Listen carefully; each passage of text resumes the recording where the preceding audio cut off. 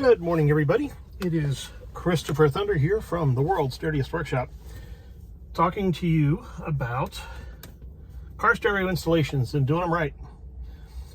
Mostly it's about protection. Protecting everything from scratches to make sure that you don't scratch nothing, right? Pardon my poor use of English. Now, what I'm going to do real quickly is just apply some tape here. This is almost done. This is in. This is the new stereo. It is in. It is flush, but it does have some minor issues. Okay, and those issues are that one, it's off center. Now, why would it be off center? Well, I cut the pins, the centering pins from the dashboard, so that I could use the brackets a little further apart. Okay, so the brackets are normally here. Because I used them on top of the stock brackets, they're now here. So they're about 2 millimeters outside their normal position. And because of that, now I've got a centering issue, which, you know, you're going to have this stuff. Don't panic when you do. Stuff's going to happen, right? Take your time every time you take apart your dashboard to protect whatever it is you got. Now, the stereo is going to come out. Why is that important? Well, I'm going to have to put an antenna in there. That was part of the process. That's number one, and then I'm going to have to recenter it. So I just was testing things one at a time, and I realized that I didn't attach the antenna that comes with the product. I knew it was there, and that's fine. I'm just taking my good old time doing this. And if you take your time to test everything, and I know what I want to test, right? You'll get it right every time. That being said, we can begin. Now, with practice, I have learned how to pry this off. Now, I gotta get the one that has the right thickness. And there we go. Got to know where the pins are, and you got to be able to pop them in the right order.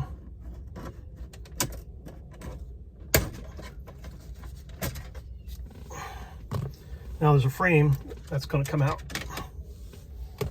That came with the stereo. Very good, very good.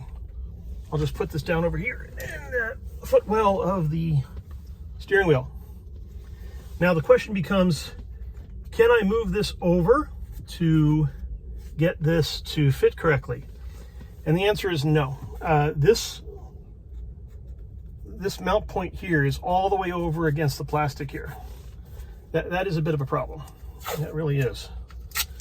Now, all that being said, you really want to protect the corners going in. You want to make sure that you don't scratch the surface of the dashboard while you're moving the car stereo in and out.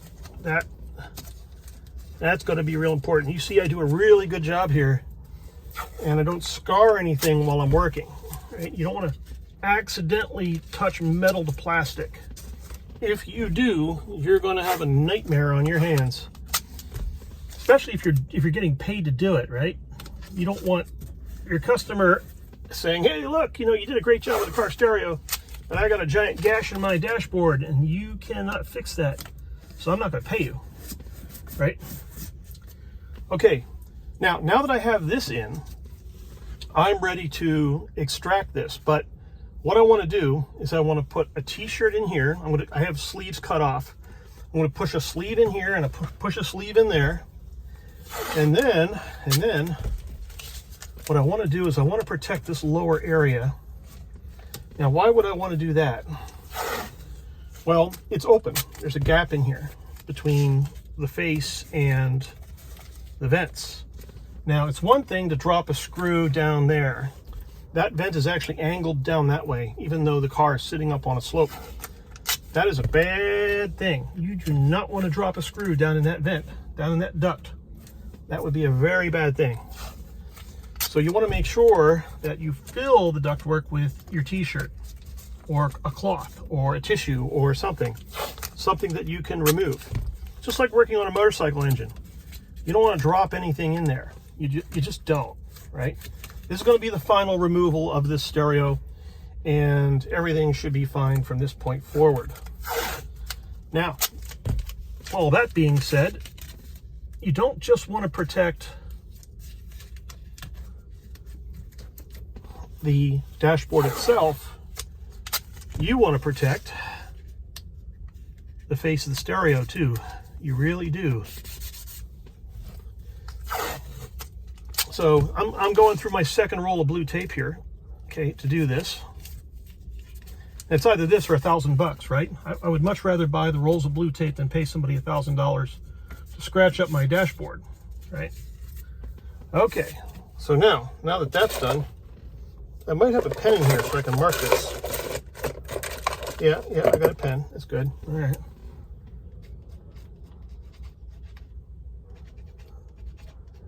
That's up.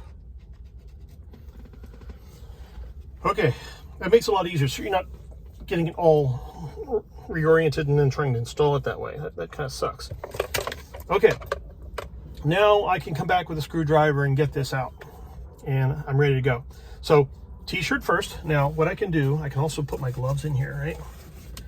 Shove a t-shirt into the holes so a screw does not fall down into your ductwork. Okay. Now I'm going to put a t-shirt here too, and then I'm going to take the whole thing out and drop it down and unplug it. And then I'm going to take this and build a bigger frame from it. I'm going to make sure it's square when I'm doing my cuts. And I'm going to extend the frame out about 1/2 inch on either side.